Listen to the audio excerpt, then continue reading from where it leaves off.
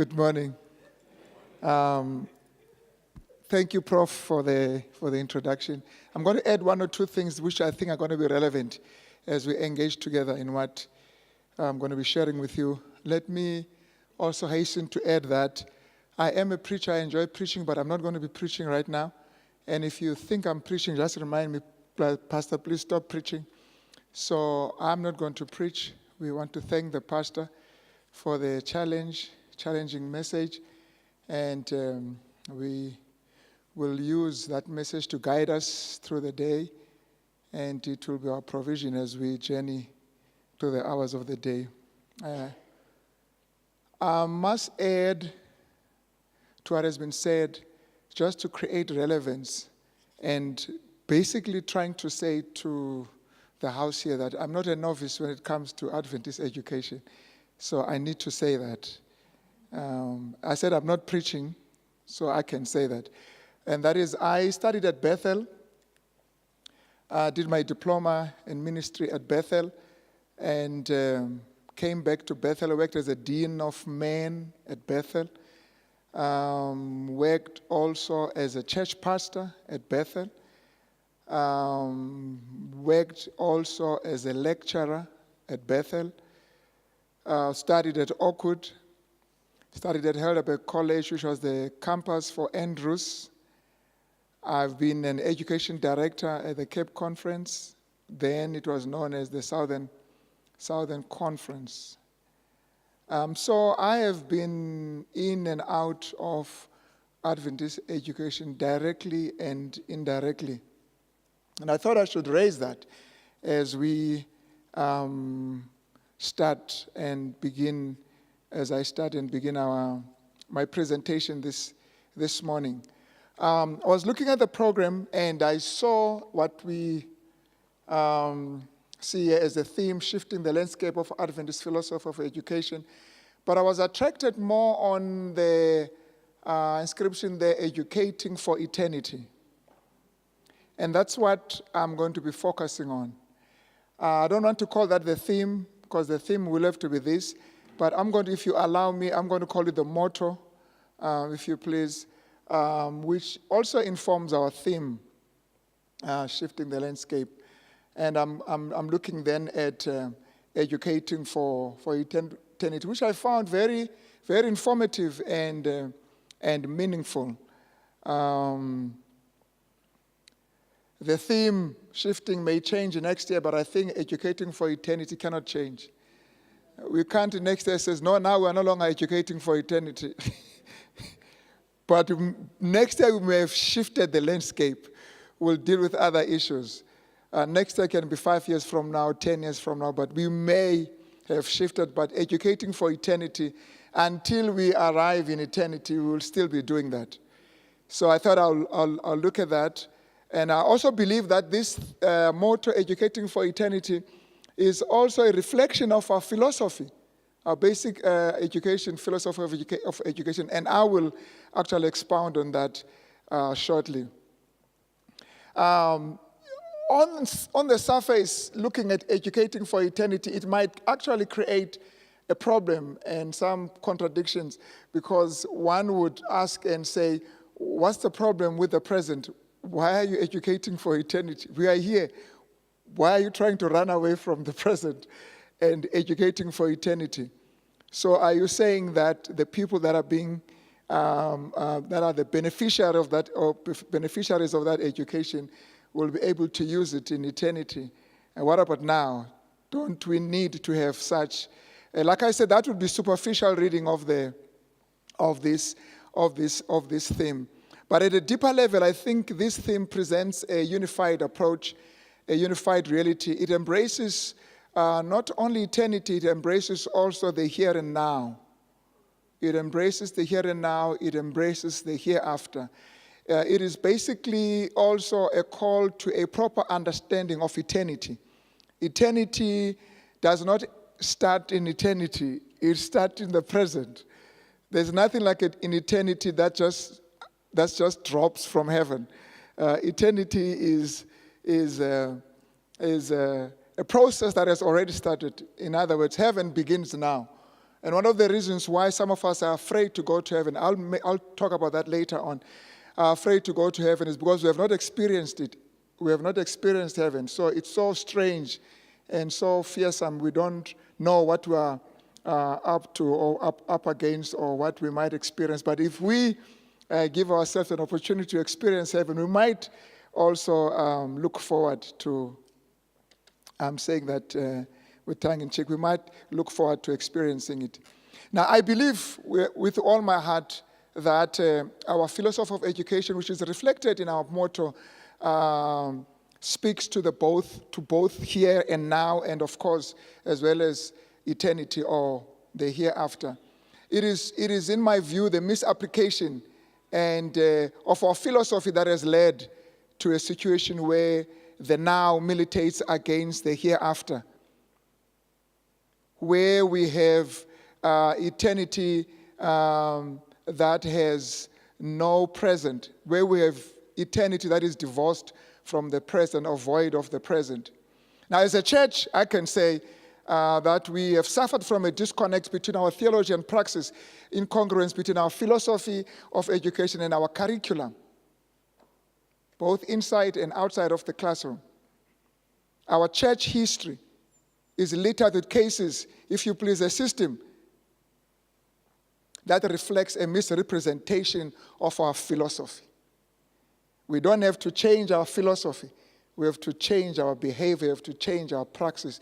We have to change the way we do things and align those to our philosophy.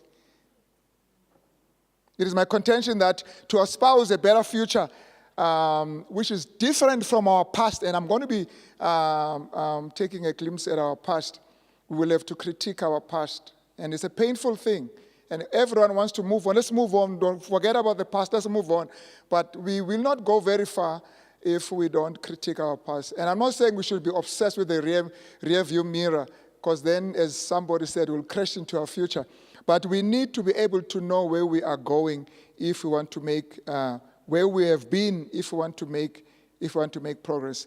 And I think we can critique our future. We can critique our past by doing the best we can to instill a proper and a correct conceptualization, a correct understanding of our motto. So this presentation is not just a nostalgic lamentation over the glorious or of a glorious past, but also it is a call to biblical activism, a call to envision a better future. And I believe, beloved, that we can do that when we honestly look into what happened. Why are we in this mess? Want to shift landscape in education, but why are we in this? Why do we need to shift? What has happened? What happened? What's wrong? And if we cannot look at the seeds of the past to understand why we have this fruit, chances are we're going to reap the same fruit again. We've got to be able to unpack and say, this is the reason why we have this. Let's make sure we don't plant this. The point that I'm trying to raise here, that is basically what could have been if we had been faithful to our philosophy, and what could still be if we can be faithful to our philosophy. And those are the three areas we're going to look at, and I'll be sharing those very soon. But before we do that, maybe let's just quickly run through. I know in our breakaways, we're going to be looking at Adventist education, philosophy of education, and I'm not an expert. I'm just going to share what I think is summed up in our philosophy of education, because we need to do that so that we can connect it with what I'm going to say here, or at least read what I say within that context of what I believe is our philosophy of education.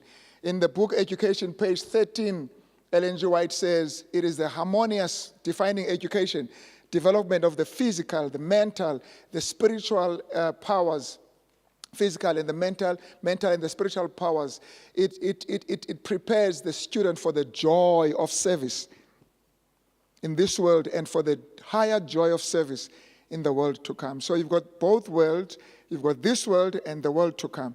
And proper true education, Christian Adventist education, therefore prepares our students to act their part in this world and to continue in the world to come.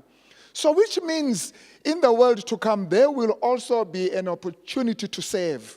And some of us think that we're just going to be worshiping and singing praises to God. Yes, but there's a lot of serving also that will happen in the world to come. So we are therefore trying to qualify and to prepare our students, to prepare our members, to prepare the citizens of this world for that environment in eternity. So you have in that quotation both eternity and the present. Embedded in this is our theology of creation, of fall and redemption. Man was created in the image of God, Genesis 1:27. And Ellen White says this means that man, human beings in the Garden of Eden bore in their physical, mental, and spiritual nature a likeness to their Maker. That's where we start. But through sin, this divine likeness was marred, well nigh obliterated, which is very important. It was not completely obliterated. Otherwise, then we become animals. It wasn't. Even though we've fallen into sin, but we still retained some semblance of the divine likeness. So because of the fall, man's physical powers are weakened, have been weakened or were weakened. His mental capacity was lessened, and his spiritual vision was dimmed. Now that's the effect of the fall. Now redemption now, which is similar to the aim of redemption, similar to that of education, then seeks to restore in the human being this image of his Maker, to bring men and women back to the perfection in which they were created, to promote development of body, of mind, and soul, that the divine purpose in their creation might be realized. So educating for eternity actually encompasses that focus where body, mind, and soul are important. The cross was not just a way of saving the soul. It was also saving the body and saving the mind. The cross also was an instrument that sought to save the intellect, not just the spiritual, and the body as well. So those are important. But of course, we will see that this dichotomizing of human beings, of reality, creates all kinds of problems. So true education, therefore, which is educating for eternity, renders us relevant to the here and now, and as it qualifies us for eternity. But you see, in order to qualify for eternity, we must write the earthly exams. The exams are here, so we can qualify for eternity.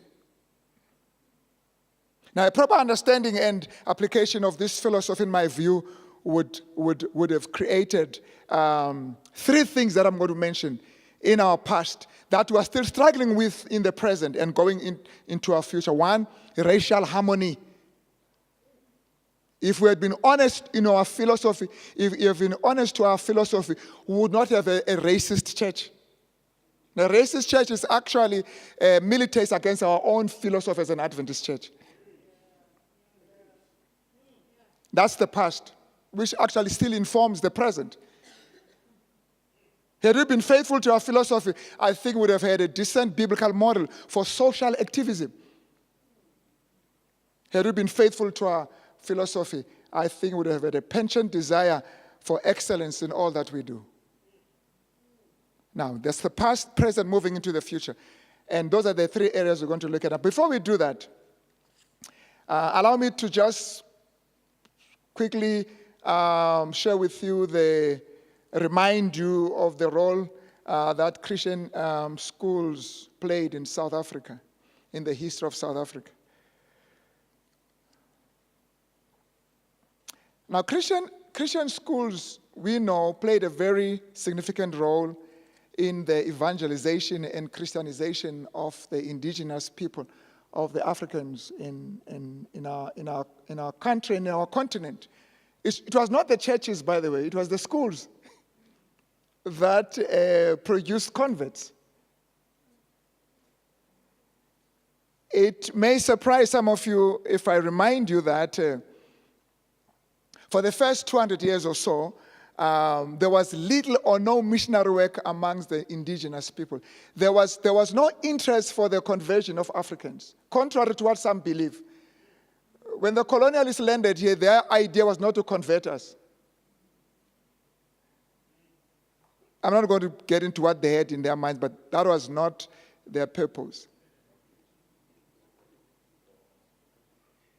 And so it took almost 200 years for missionaries and other people to be interested in the conversion of the African soul. And the reason for this, now you got to observe the following movements. I'm going to be sharing 4 movements. You're going to see how they lock into our motto here.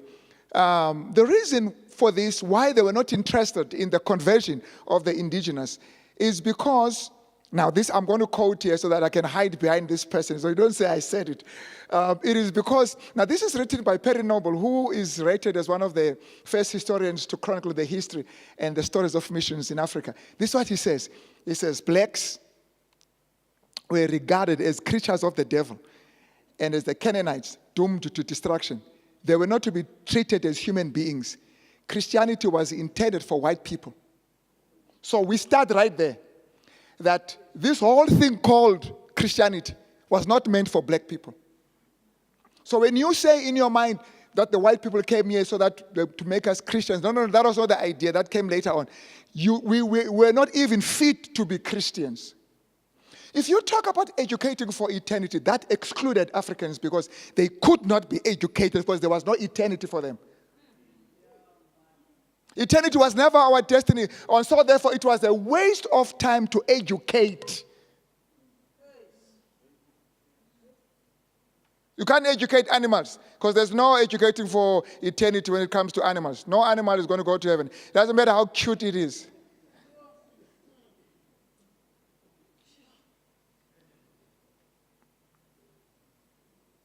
So we were not to be treated as human beings. Now that's telling we can tell this in an evolutionary context. Because if you say to restore the image of God, and then the narrative comes that no, they are not created in the image of God, then there's no need for redemption. We cannot be redeemed. We are irredeemable. Oh, that's not right. But it's something like that. We can't be redeemed. We can't be saved, even if you want to. We are not fit for eternity. You can't restore the image because we don't even possess it. So evangelization and for Africans was therefore undesirable. It was unbiblical. It was impossible for indigenous people to be converted.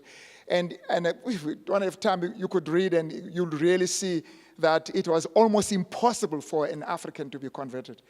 And those of you who are historians, of course, know that better than I do. And there were other interesting theories that were developed to bolster this narrative. Now, the Dutch Reformed Church, which is the settler church, exercised monopoly on matters of Christianity. But later on, the Cape was also occupied by the British. So there was always this now tension between the settler and the British. And it was the British that actually came with the idea, or it was during that time that we began to see British missionaries dotting the landscape, the African landscape. And so the British missionaries started to come, and with a different narrative, which had its own problems. But they actually believed that we can be converted.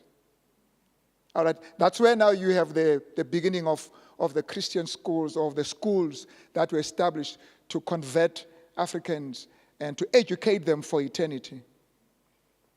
And I must say that the schools were the most successful and effective method that was used to actually bring this whole idea to the African psyche, the African mind. Which now, your first movement then, if you want to reflect on this as a movement, was the one that says, don't educate them. They are not fit for eternity. There's no eternity for them. They are not created in the image of God. But the second movement, which can be witnessed, also observed,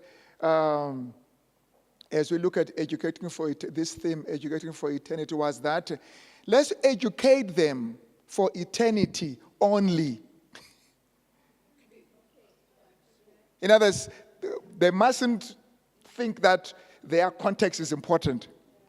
Let's blind them to the existential realities, to their context. Let them think about heaven. And then you started hearing, we are marching over to Jerusalem. So it doesn't look bad, but it had its own challenges, because now we developed for the first time a separate groups. Africans now, we had separate groups emerged amongst Africans, and where those were attending. Now this is now in the Cape, where those were attending, were attending the missionary schools, were the product of the missionary schools, and who were known as amaqobhoka, namakaba. Now that's derogative. It is not just a classification. It's just to say, Tina singamaqobhoka, we are educated. Asaqabimbola, asingomaqaba, asqabimbola. The red ochre, we are not into that. We are better. It was not a system of cultural and social escapism and exclusivity and elitism was developed, where eternity had no connection with the present. You see, so now Africans were all trying to run away from their environment. They were trying to run away from who they were, running away from their culture, running away from their tribes, running away from their villages, running away from their community, because they were being educated for eternity. There was this obsession with eternity. And the focus of the educational system was the soul. Never mind the body and the mind. Let's march to Jerusalem. Forget about Google it. Let's march to Jerusalem. Now, I don't know whether this was better than the one that says they don't even have a soul. But most Africans suffocated from this schizophrenic theology and initiated their own churches that spoke to their existential reality. This was the birth of the African independent churches, African initiated churches, which, of course, were influenced by the developments that were taking place in America, Christianity in America. Of course, you know, when you look at history, it depends who's reflecting. It's always bias, as you can see I'm doing here. You would do the same if you were going to be in my shoes. There were other issues, of course. Syncretism also crept into the whole thing of trying to create a continuity between where we are and where we want to go. There were other problems that developed, but that's not our focus. But at least there was a recognition of the connectivity between the present and eternity, between your environment, between the fact that you are hungry and you are going to heaven. So we continue. But still part of this movement, we had we observed a mushrooming of African Christians African Christian leadership that played a very significant role in the African nationalism. In other words, we had leaders who actually studied, who were the products of these schools, but for some reason were able to critique some of whatever was happening there, the system, and were able to remain Christians but yet take their environment seriously. And some of you would know, as it has been chronicled elsewhere, that D.T. Jabavu, who was one of the founders of ANC, is quoted to have said, every South African black man who is a leader of any importance is a product of missionary work. Outside of missionary work, there is no leadership. That's true. Mahaba, a Methodist minister, NC president in 1920, was a Methodist minister. Albert Lutul was a Congregationalist. And an ANC president in 1952, Robert Sobukwe, founder of PFC, Steve Biko, Black Consciousness, Mandela, all of them, in one way or the other, they were somehow associated and somehow influenced by this missionary Christian environment, and which actually made them to critique most of what was happening at the time. Of course, the system of apartheid founded, which also was founded on the very same narrative, the Christian environment produced, the system of apartheid was also founded on the very same problem. In other words, as much as we had people who were influenced by Christians reacting to what was happening, but there were other Christians who were actually fostering Christianity that is based on the Bible, but that was responsible for apartheid. I hope I'm making myself clear. You know, the same Bible, was doing the same thing, or the reading, maybe not the Bible, more than the reading and the interpretation. So the last movement then, so we've moved from they have no image, we've gotten into educate them for eternity only, but of course we see also the third movement of bringing eternity and connecting with the present. Of course, the last one is the one we are currently immersed in our country, educate them for the present, forget about eternity. What is important is the here and now. We're sick and tired of these imaginations and pies in the skies, obsession with heaven. What is important is your bread and the water you drink, focusing on the mind and the body with no reference to the soul. And this has produced intellectual giants. I mean, we have them, and some of our schools also, in the concept idea of progressivism, of being progressive and doing things better, we tend to say, what's the point of having week of prayer? Move away from all these things. Let's focus on maths and science. So we ended up producing intellectual giants who have managed to reach the moon, but are struggling to stay with their families. Exceptional athleticism, producing powerful runners who are also able, or who have been enabled to run away from their children. Those who can kick the ball very well, but also kick their spouses and their kids. Growing up in the Black Township, the only place where you could read the Bible, this is very important now. The only place where you can read the Bible, was learn about Christ, was the school. Think about it. There was no prayer at home talking about Christ and the Bible. In the township, no one went to church except those who were about to die. So the only place you would hear about Christ was the classroom. I mean, most of the information we have about Christ came from the classroom. Even though those were government schools, Psalms 23, Psalms 124, I can even remember reciting those, Jehovah, from the school. Not from the church, not from Pathfinders, not from home, from the school. The little knowledge we had about Christ came from the school. But of course, that little thing is gone now. Those schools can't even do that. So what's going to happen now? So we need Adventist education more than ever. But it must be a good Adventist education, Bazalwana. It must be a good one.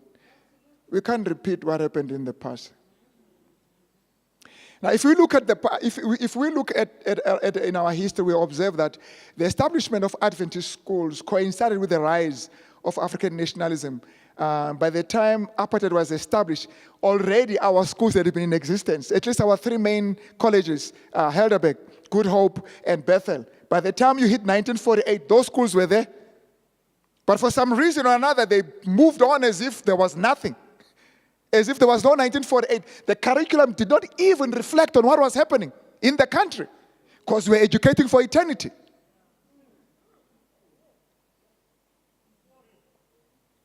Of course, we owe our growth as a church in the, however small, to these schools.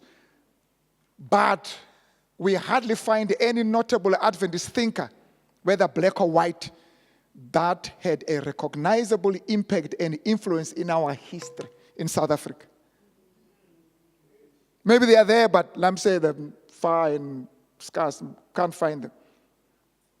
But we're at schools, but for some reason, we're not producing people of, some schools, produce people that had impact, both white and black, coming from those missionary schools. We've just mentioned the names.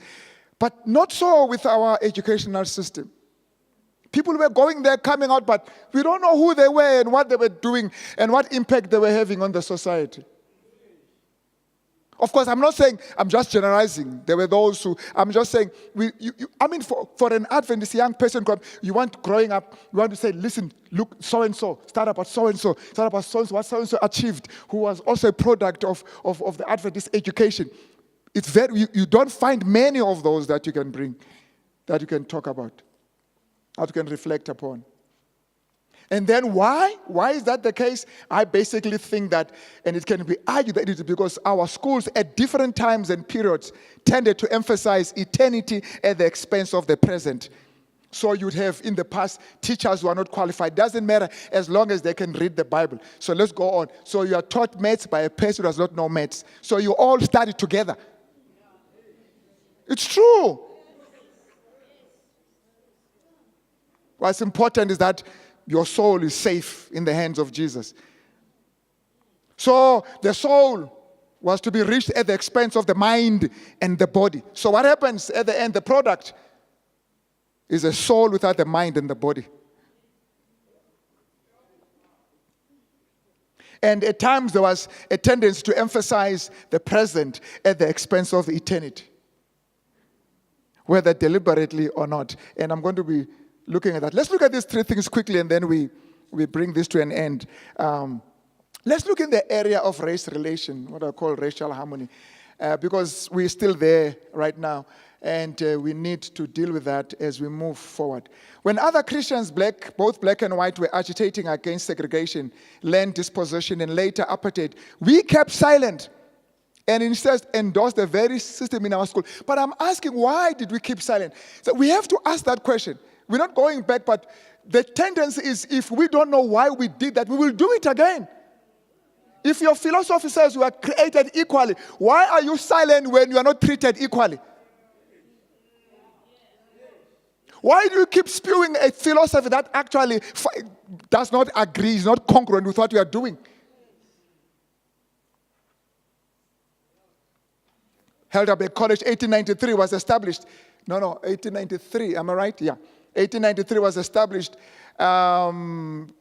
Cape Town, and 1917 Bethel, and 1929 Good Hope College. I may not be correct on those dates, but close.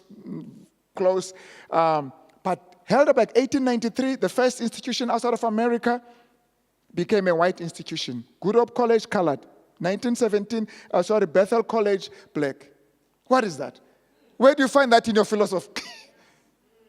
So the restoration of the image of God for colors and for blacks separately. But which eternity are you going to that is divided into racial groups? So right there in the structure, we're militating against the very eternity we're talking about. We're being educated for different segregated eternities. Now, people, we're still living with that today. We're still struggling with that. We cannot bring everybody together because our past is still so strong that even when we are together, you feel like you're not at home because this is not normal for us to be. And yet we are going to the same eternity. Now I'm asking, how do you educate for eternity if you cannot deal with this issue right here and now? We're going to be running away from each other in heaven, I promise you. I mean those who will go there.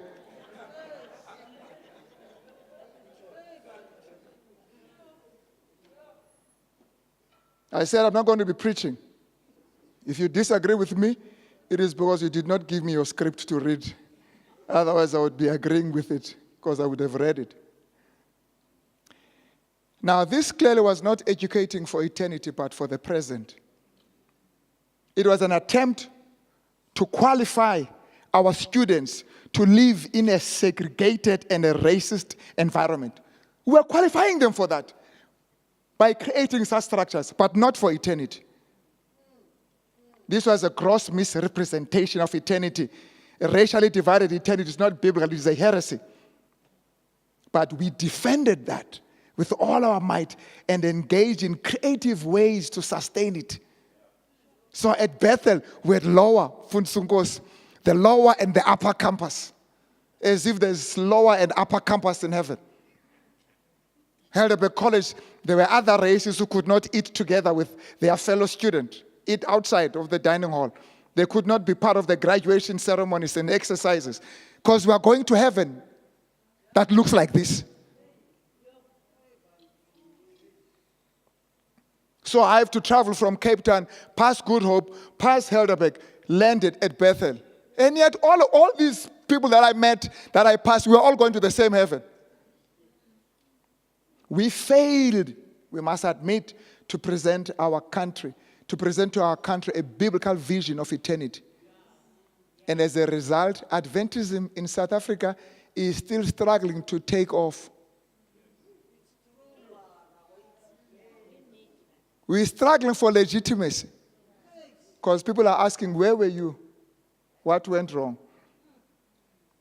And as a result, we're to concede and we're to confess to the TRC that we have failed.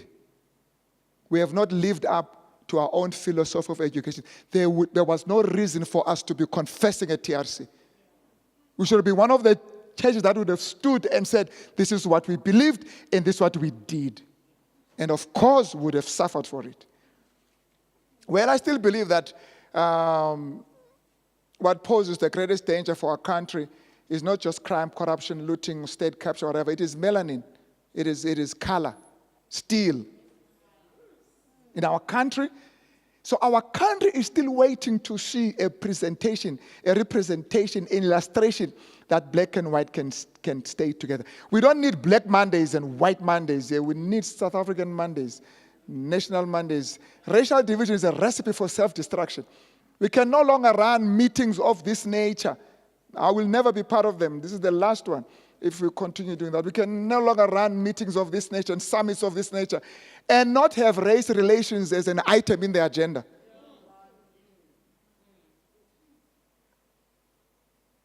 Failing to do so paves the way for yet another confession. Complicit with the status quo. As a church, we should demonstrate this racial unity. Let the nation learn from us. You see white people there at the Chisanyamas in the township, drinking and enjoying themselves, but you don't see that in the local church. I mean, you go to Google it, there's Tembalet here, there's Mzoli here. There are many white people that are drinking alcohol at Mzoli and eating meat there. Go to Tembalet, not a single white person there. In the church, but in the Chisanyama, we've got black and white and colored. In the church, only blacks. What reality are we presenting? No, it's dangerous. When you go to church, it's dangerous, but when you go to Chisanyama, it's not dangerous.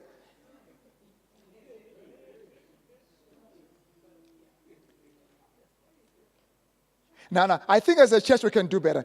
We can do better. If we are going to be thinking of education, we've got to be grappling with these issues. It's not easy. There are no easy answers. Rugby World Cup is not going to solve our problems. Maybe it's good that we don't get it. There's so much we need to do in this country. We don't need another World Cup. It's good we lost. We had a soccer World Cup and we spent billions, and few months later the child drowned in the pit in the toilet. Beautiful stadium, but toilets, sinkholes, and as toilets in it, we've got beautiful stadiums. We don't need that. Use the money and build toilets. Forget about stadium. Even if you don't play soccer, it's fine. We've never won anything. Why do we need soccer? We lose every day. After spending so much money, we lose. Let's focus on it. Forget about the whole thing. Scrap the whole thing. Even cricket is losing, rugby is losing, everywhere. That's fine because we are losing socially in all other departments.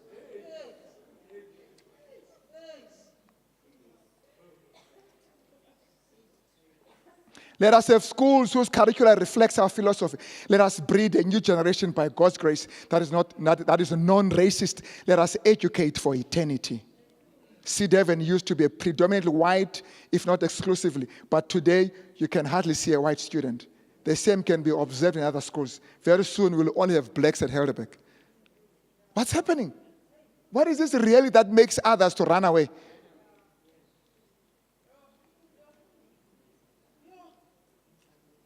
The area of community development. Let's move away from race relations. In the area of community development, the joy of service in this world and in the joy of service in the world to come is the hallmark of our philosophy. And I believe that our philosophy of education does not permit us to live in Adventist ghettos, isolated and insulated from the community. We seem to be producing students who excel in speaking English, but have no clue of the needs of the community and the challenges we are facing as a community. Our schools are not only for us and our children, even though they are not funded by the state, but they are also for the communities around us. When you establish a school, you do that for the community. I challenged Helderberg when I spoke there the other time that we need to have students who never studied at Helderberg standing up and thanking Helderberg for their success, but they never studied at Helderberg. You know why? Because Helderberg went to those students. Helderberg went to the township. Helderberg went to their schools. Rather than invite them to Helderberg, they went to their school and impacted and influenced and helped them in their schools.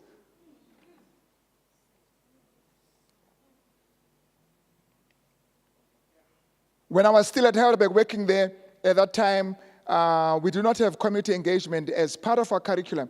And we had to actually take that seriously if we wanted to be accredited by the Department of Education. So we had to have community engagement. So the department wanted to see that.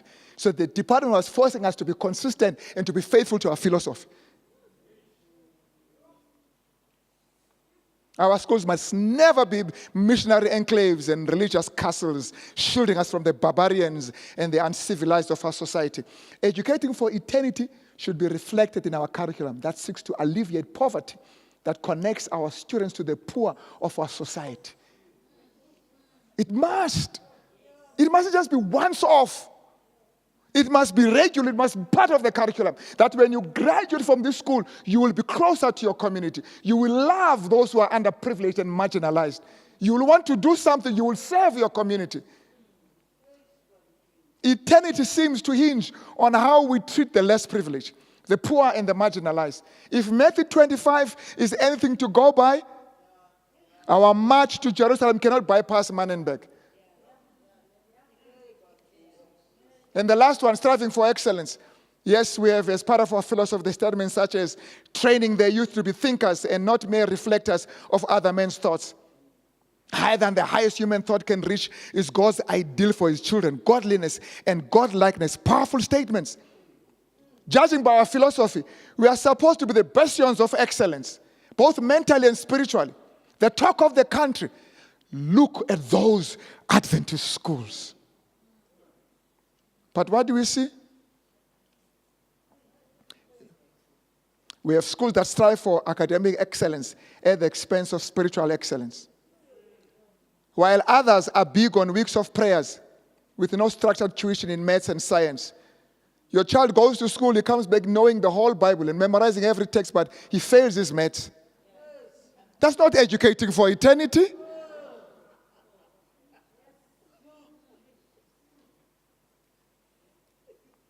They are baptized, but they fail. They get all low symbols, but yet they are baptized. They're baptizing mediocrity. Some of our schools are on the verge of shutting down. Reason, poor results, poor infrastructure, lack of adequate teaching staff. We are not attractive, face it, anymore. When I say, I'm generalizing, I know some of you are like, you're running schools that are the best that the whole country wants to be part of. But there are some that are a disgrace.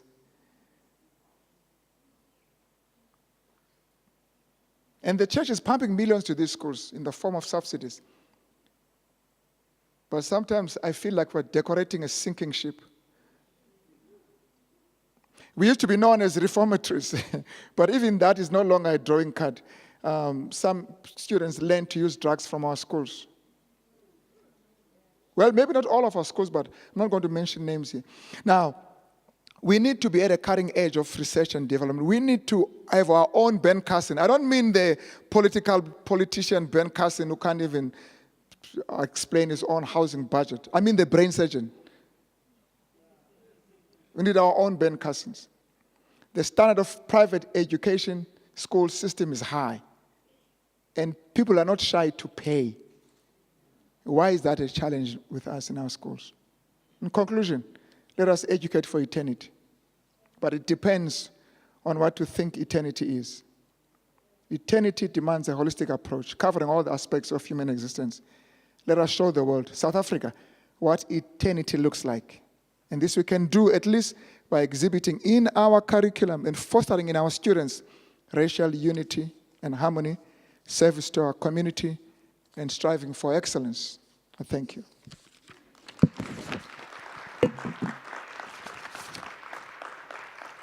First to land, he hideth my soul in the cleft of his rock. He covers me there, and He covers me there with His hand.